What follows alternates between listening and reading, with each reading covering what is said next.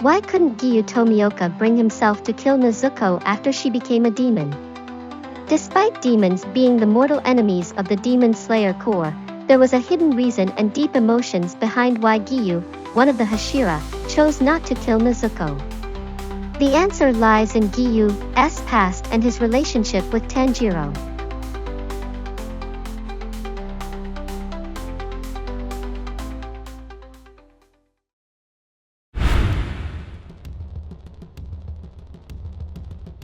Let's start by looking at the relationship between Tanjiro, Nezuko's brother, and Giyu. To Tanjiro, Giyu is someone he owes his life to. Without their encounter, who knows what would have happened to the Kamado siblings? Tanjiro and Giyu first met after the Kamado family was attacked, and Nezuko had turned into a demon. At that time, Giyu led Tanjiro to Urokodaki, his mentor. Although Giyu initially intended to slay Nezuko, he sensed something special in the Kamado siblings and chose to spare her life. Giyu then introduced Tanjiro to his master, Urokodaki, so that Tanjiro could train and eventually join the Demon Slayer Corps. Over the next 2 years, Tanjiro trained under Urokodaki, the former water Hashira, before finally joining the Corps. After joining, when Tanjiro faced one of the 12 Kazuki for the first time, he reunited with Giyu. Tanjiro had been struggling in his battle against lower rank 6, Rui, when Giyu arrived to save him, just as he did during their first encounter. Giyu didn't initially recognize Tanjiro when he came to help, but after defeating Rui, he took a closer look and realized that this was the same boy from 2 years ago. Giyu's intervention wasn't intentional, as it's the duty of a Hashira to rescue their comrades when they are in danger. This reunion was merely coincidental. However, this touching reunion was short-lived as Kochu Shinobu, unaware of Nezuko's situation, attempted to kill her. Giyu urged Tanjiro to take his sister and run, but Tanjiro was too injured to move. While Giyu could have carried Nezuko and escaped himself, he likely chose to hold off Kochu instead, believing that it was the surest way to protect the Kamado siblings. It was also his way of encouraging Tanjiro, implying, "You must protect what's important to you with your own hands." Later, during the Hashira meeting concerning the Kamado siblings, Tanjiro learned for the first time that Giyu and Urokodaki had staked their lives on Nezuko's behalf. If Nezuko were ever to harm a human, not only would Tanjiro face the consequences, but Giyu and Urokodaki had vowed to commit seppuku as well. Even though there was no absolute guarantee that Nezuko wouldn't attack humans, Giyu and Urokodaki were willing to risk their lives because they believed in Nezuko's potential. Giyu, while taking personal responsibility for sparing Nezuko as a member of the Demon Slayer Corps, also carried the weight of his duty as a Hashira. The scene where Tanjiro realizes the gravity of their sacrifice and sheds tears is incredibly emotional.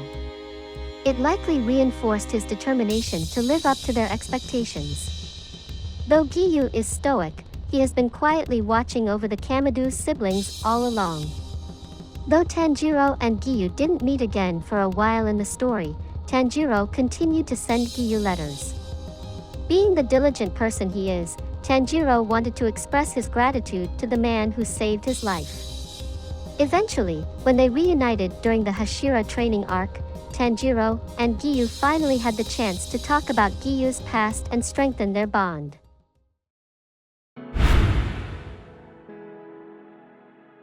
Now, let's take a closer look at the attack on the Kamado family, the event that led to Tanjiro and Giyu's first encounter. This attack is a pivotal moment in the Demon Slayer story, yet there are many mysteries surrounding why the Kamado family was targeted in the first place. The only confirmed fact is that Mozan, the leader of the demons, was the one responsible for the attack. Tanjiro mentioned that the scent left at his house matched Mozan's scent, and Nezuko's memories also showed his figure, so there is no doubt about this. The Kamado family lived in a remote area on Mount Kumatori, which is difficult to reach due to the harsh, snowy paths.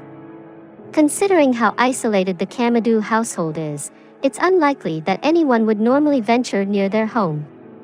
The fact that Mozan specifically went out of his way to visit such a remote place suggests he had a clear purpose.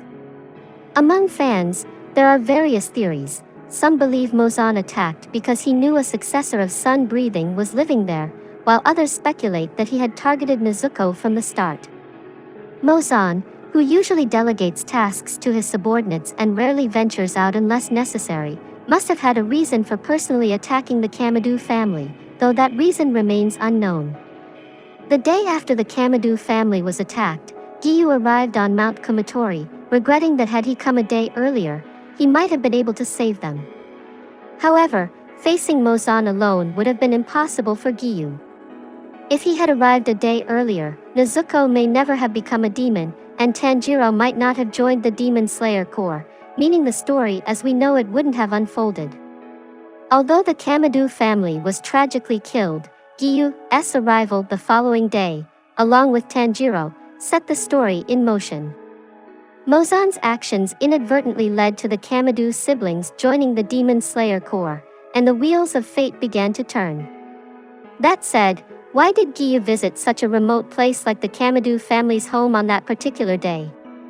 The story doesn't give a clear answer, but it's possible that Giyu was either on patrol in the area or responding to the news of a demon attack. Since the Hashira are constantly on patrol, it's plausible that the Kamadu family's location was within Giyu's assigned territory. The theory that Giyu was responding to news of a demon attack is a bit less likely because if that were the case, he probably would have brought the Kakushi, the hidden cleanup crew, with him for post-attack assistance. So, both Mozan's and Giyu's reasons for being at the Kamadu home remain mysterious.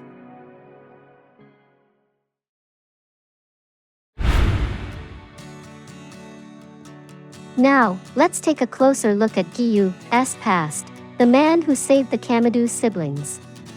Since Giyu is a quiet person who rarely shows his emotions, it's hard to imagine what he experienced or what thoughts motivate him as a demon slayer. Giyu was raised in a family of 4, including his parents and his older sister, Satako. However, when Giyu was still young, both of his parents passed away due to illness. After their deaths, Giyu and Satako lived together, supporting each other, but the day before Satako's wedding, she was attacked and killed by a demon. During the attack, Satako protected Giyu with her own body, sacrificing herself. The fact that his sister died to protect him, leaving Giyu as the only survivor, left him deeply traumatized. This event drove Giyu to pursue a path as a demon slayer, leading him to train under Urokodaki, a master of water breathing. Like Tanjiro, Giyu sought to avenge the loss of a loved one by joining the Demon Slayer Corps. It was during his training with Urokodaki that Giyu met Sabito, and the two became close friends. Sabito is the same boy who helped Tanjiro during his own training. Unlike Giyu, Sabito was straightforward and spoke his mind. His direct nature made him a dependable figure for Giyu, who often kept his emotions bottled up. Sabito's honesty and strength were likely qualities Giyu respected. Both Sabito and Giyu shared a strong sense of responsibility and, like Tanjiro, couldn't ignore the suffering of others. Perhaps this is why the two became so close. The two friends entered the final selection together, but Sabito ended up sacrificing himself after defeating most of the demons on the mountain. Giyu deeply regretted that, just as when he lost his sister, he had been unable to protect someone dear to him during the final selection. In flashbacks of Giyu's time with Sabito, Giyu is seen smiling, something that contrasts starkly with his current demeanor. Losing two people he cared about left Giyu feeling that it was his fault, and this guilt erased his smile and turned him into the stoic person he is today. Because he was always the one being protected, Giyu lost confidence in himself, once even stating, "I am not a Hashira." He never fully accepted his role as a Hashira, believing that, since he hadn't killed any demons during the final selection, he wasn't worthy of the title. Even after working hard to become a Hashira, Giyu's overwhelming sense of responsibility likely made it difficult for him to accept his achievements. Giyu once confessed to Sabito that it should have been him, not his sister, who died. Sabito angrily scolded him, saying, "Don't talk about the life your sister gave you like that." Satoko gave her life to protect her beloved brother, and hearing Giyu devalue his life would have surely saddened her. Sabito shared Satoko's desire for Giyu to live on, which is why he too sacrificed himself to save Giyu. Both Satoko and Sabito cared deeply for Giyu, and Giyu, in turn, cherished them. This is why he felt such a heavy sense of responsibility and guilt. As a symbol of this deep bond, Giyu's Haori, which he wears over his Demon Slayer uniform, is designed with two different patterns. The right side, with a grape color, represents his sister Satoko's kimono, while the left side, featuring a hexagonal pattern, is from Sabito's Haori. Many demon slayers wear garments that carry the memory of their loved ones or mentors, and Giyu's Haori is no exception. Giyu has always fought with the memory of these two important people on his shoulders. Even as he struggled with feelings of powerlessness, he continued to fight, determined to honor the lives.